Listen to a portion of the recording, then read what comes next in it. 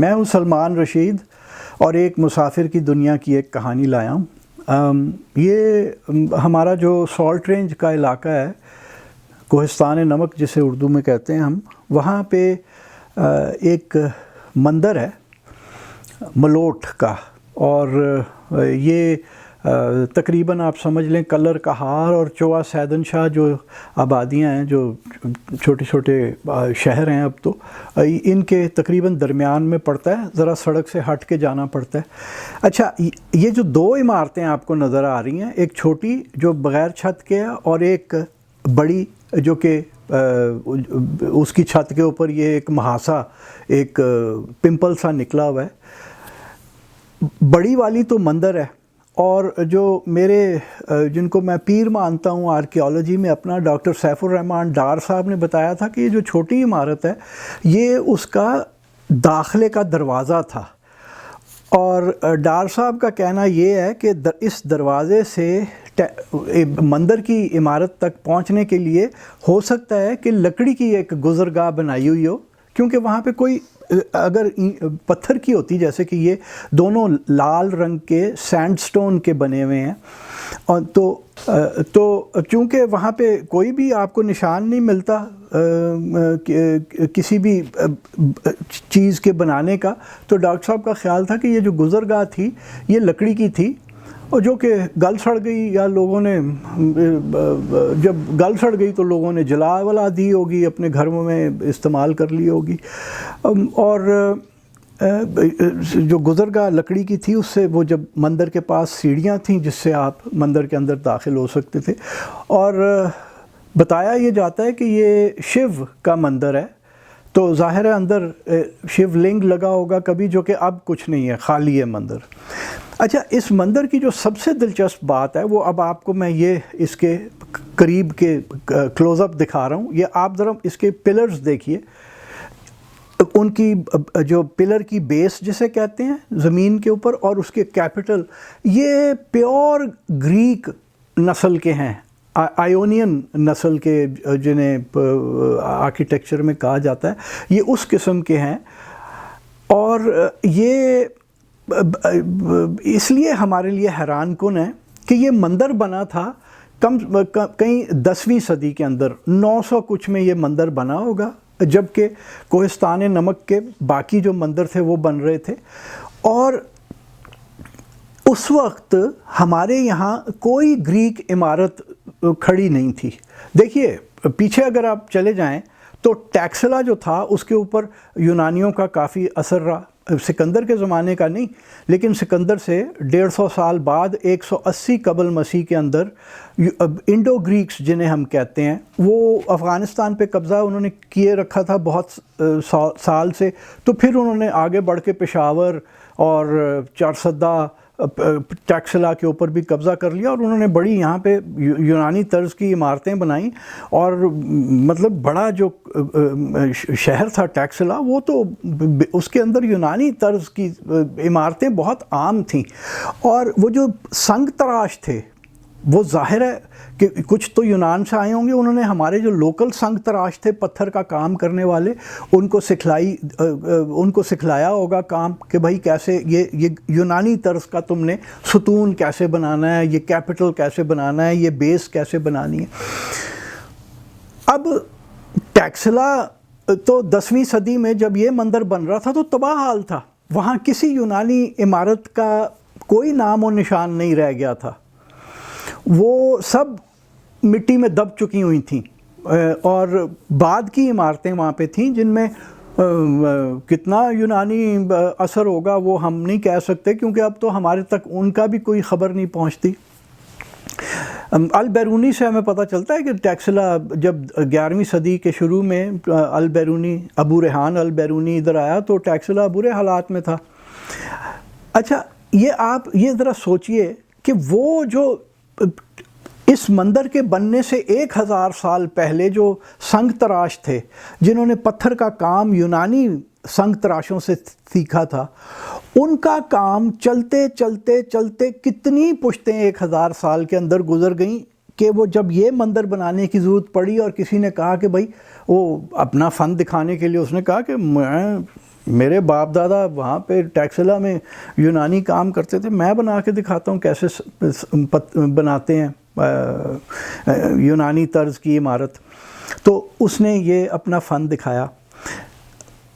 Rudyard coupling کی جو کتاب ہے کم، اس کے اندر اس نے بات تو وہ کر رہا ہے لاہور میوزیم کی اس کتاب میں،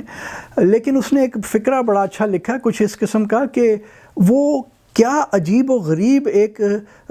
میکنزم تھا، کوئی ذہنی میکنزم تھا کہ 1000 سال گزر جانے کے بعد بھی جو سنگ تراشی یا آرٹ تھا وہ ہمیں پیچھے کا، ہمارے یہاں جو فنکار تھے ان کو پیچھے کا یاد تھا.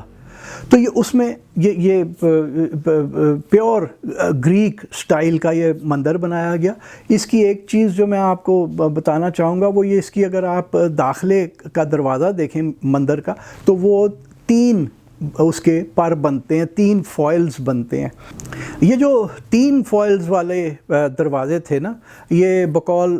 کامل خان ممتاز صاحب کے، جو کہ مشہور آرکیٹیکچرل ہسٹورین ہیں اور آرکیٹیکٹ ہیں، وہ یہ کہتے ہیں کہ یہ جو بدھسٹ عبادت گاہ تھی چیتیا جو تھا اس کی نمائندگی کرتا تھا یہ، یا اس کا نقشہ تھا یہ. اچھا، اور یہ جتنے بھی ہمارے کوہستان نمک کے اندر مندر ہیں، اور اس کے آگے بھی ہم آپ کو مزید دکھائیں گے اور بھی، تو ان میں جو ایک خاص بات اور تھی وہ یہ تھا کہ ایک طرف تو دروازہ تھا، باقی جو 3 اطراف تھیں ان کے اوپر جو مندر کا پورا نقشہ تھا سامنے کا، جسے انگریزی میں ہم ایلیویشن کہتے ہیں. جو ایلیویشن تھی وہ تینوں طرفوں پہ بنائی ہوئی ہوتی تھی. میں آپ کو اس کی جنوب کی سائڈ پہ لے جاتا ہوں اور آپ یہ دیکھیے کہ یہ بالکل وہی پلرز منیچر میں چھوٹے سائز میں یہ بنے ہوئے ہیں. یہ بھی کوئی چھوٹا نہیں ہے، یہ بھی 6-7 فٹ اونچا ہے. اس میں وہی پلرز ہیں، اور آپ اس کے اوپر دیکھ رہے ہیں کہ ایک چھت کے اوپر شخارہ جسے کہتے ہیں، شخارہ اوپر تک جا رہا ہے. اچھا، لیکن مندر کے اوپر تو وہ ایک بدصورت سا پمپل ہے. یہ جو شخارہ تھا یہ کہیں کسی زلزلے میں گر گیا، اور یہ اسی طرح تھا، اوپر کی چھت جو تھی وہ فلیٹ ہو چکی ہوئی تھی. تو جب سکھوں نے کوہستان نمک کو فتح کیا 1809 کے اندر، جنجوا راجپوتوں کا ہی راج تھا یہاں پہ، جنجوؤں سے انہوں نے چھین لیا اپنا، سکھوں کا اثر ہو گیا، ادھر مہاراجہ رنجیت سنگھ کا دور تھا. تو یہ جنجوا لوگ جو تھے یہ سکھوں کے خلاف کوئی نہ کوئی حرکت کرتے رہتے تھے. تو انہوں نے کیا کیا کہ ایک یہ واچ ٹاور بنایا اس کو،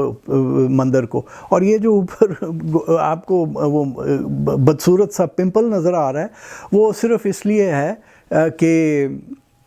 وہاں پہ کوئی سپاہی بیٹھ جاتا تھا اور وہ دور چاروں طرف دیکھ سکتا تھا وہاں سے بیٹھ کے. تو یہ اس کام کے لیے استعمال میں ہوا. اب اس مندر کے ساتھ جو ایک قدرتی ٹریجڈی ہونے جا رہی ہے نا، جو بہت افسوسناک بات ہے، جو جیولوجسٹ صاحبان ہیں وہ بتاتے ہیں کہ جناب یہ جو پوری سالٹ رینج ہے یہ زمین سے اوپر کو نکل رہی ہے، اور یہ جو جس چھوٹی سی ٹیکری کے اوپر یا اونچائی کے اوپر ملوٹ کا یہ مندر ہے، یہ باقی سالٹ رینج سے بھی تیزی سے نکل رہا ہے اور یہ پھٹنا شروع ہو گیا ہے. اگر آپ اس کی جنوب کی سائڈ پہ دیکھیں تو یہ پہاڑ واقعی پھٹا ہوا ہے.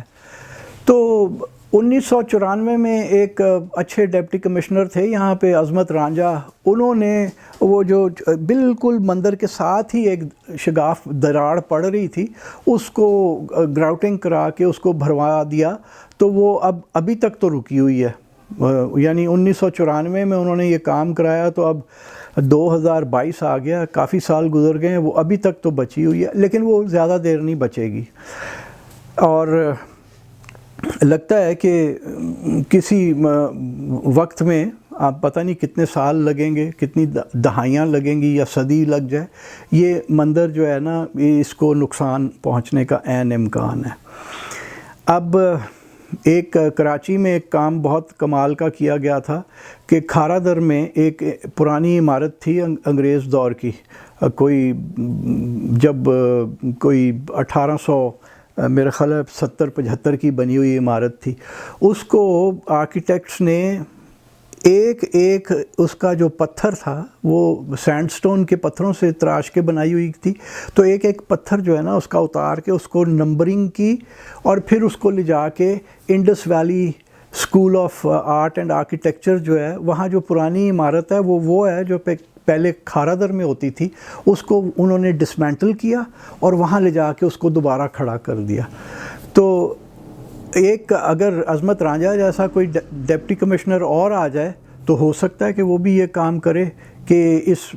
مندر کو یہاں سے ڈسمینٹل کر کے کہیں اور لے جا کے کھڑا کر دیں، کیونکہ اگر یہ ایک بار گر گیا تو پھر اس کو بنانا ناممکن ہے۔ تو آج آپ کو صرف ہم ملوٹ کا مندر دکھانا چاہ رہے تھے۔